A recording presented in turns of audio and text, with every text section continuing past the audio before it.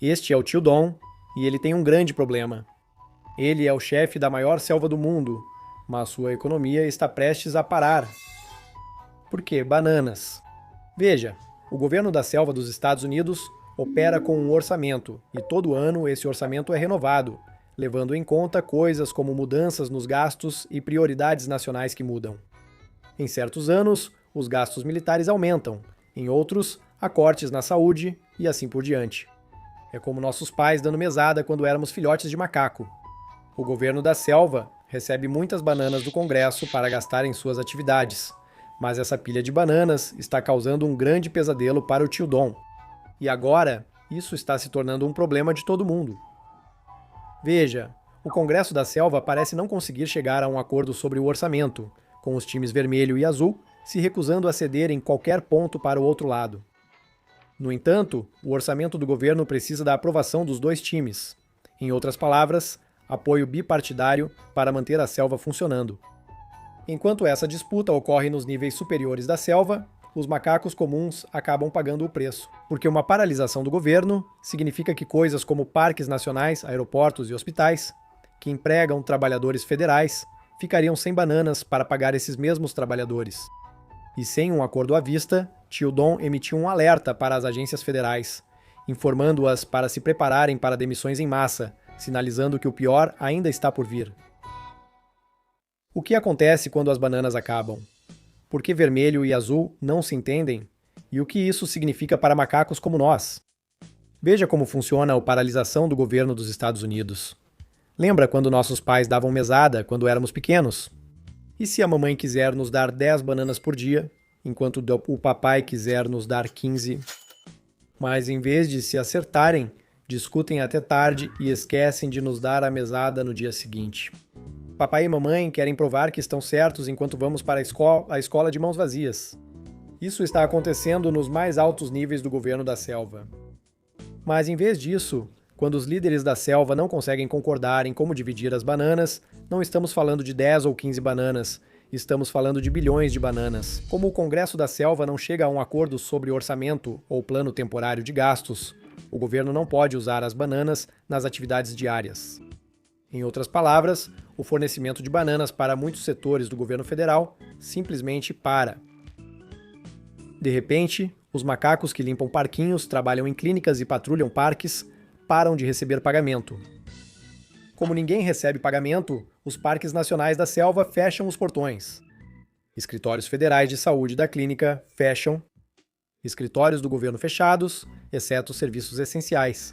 Até os macacos que protegem a selva, como guardas de fronteira e controladores de tráfego aéreo, podem ter que trabalhar sem receber banana até a disputa entre os times vermelho e azul acabar. Para macacos que dependem dessas bananas para sustento, pagar aluguel ou sobreviver, a paralisação não é só uma disputa política, mas uma crise real. Enquanto o sustento dos macacos comuns está em risco, os macacos ricos do Congresso só querem vencer a discussão com o outro time. Se isso não for resolvido logo, muitos macacos comuns empregados pelo governo terão que procurar outros empregos para sustentar suas famílias. Uma realidade assustadora diante do péssimo mercado de trabalho. Mas isso não é tudo. Quando houver um acordo, o que será da selva se tantos macacos experientes já tiverem partido? Como o governo vai lidar com a perda de talentos e conhecimento pela fuga de cérebros? Mas para o Tio Dom e o resto de seus colegas no Congresso, esse é um preço que ambos os lados estão dispostos a pagar, para garantir que sua versão do orçamento do governo seja aprovada, recusando-se a ceder qualquer espaço para seus adversários políticos declarados. E agora, toda a selva está pagando o preço. Como chegamos aqui?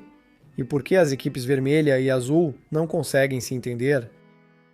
Historicamente, as equipes vermelha e azul não se dão bem entre si. Mas este ano, o impasse está especialmente acirrado. A equipe vermelha, liderada por Tio Dom, quer seguir reduzindo o governo da selva, cortando gastos e diminuindo gastos com assistência social. A equipe azul reage, defendendo o acesso à saúde a preços acessíveis, ampliando créditos fiscais para seguros e revertendo cortes no Medicaid e em centros de pesquisa em saúde da selva. Talvez você pense, a equipe vermelha não controla ambas as casas do Congresso? Correto, mas eles não têm votos suficientes para aprovar o plano sozinhos na Câmara Alta. Eles precisam que alguns membros da equipe azul também votem a favor deles.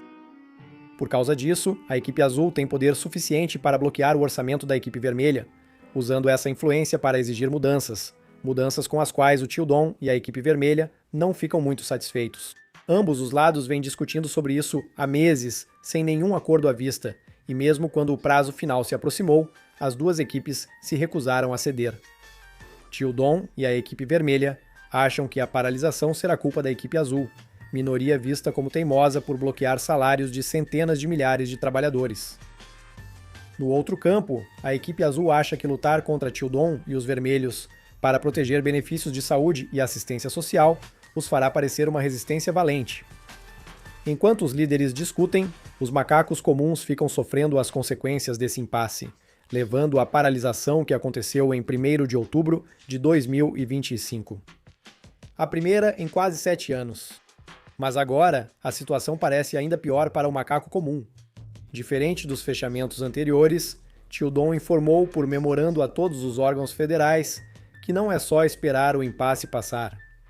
Ele alertou as agências para se prepararem para demissões em massa e destacou que o fechamento pode servir para identificar e cortar trabalhadores considerados não essenciais.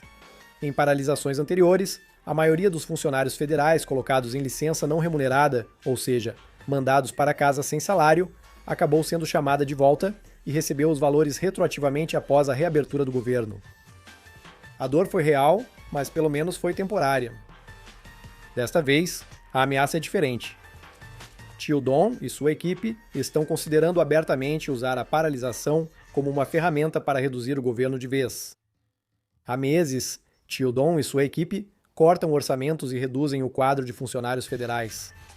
Agora, com a paralisação em pleno vigor, há conversas sobre acelerar esses cortes, demitindo permanentemente os trabalhadores considerados não essenciais, em vez de simplesmente colocá-los em licença não remunerada. Seguindo o padrão de demissões em massa no setor federal neste ano.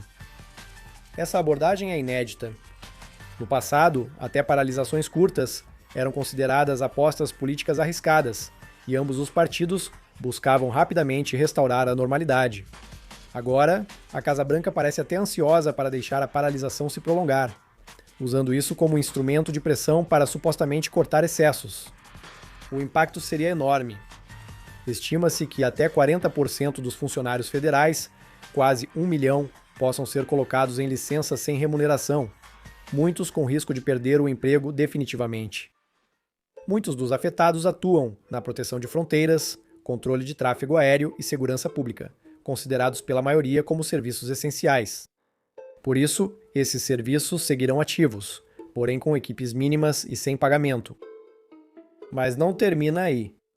Parques nacionais, postos de saúde e inúmeros outros serviços fecharão suas portas, deixando milhões de macacos sem apoio. Neste ano, não está em jogo apenas o pagamento atrasado ou parques fechados.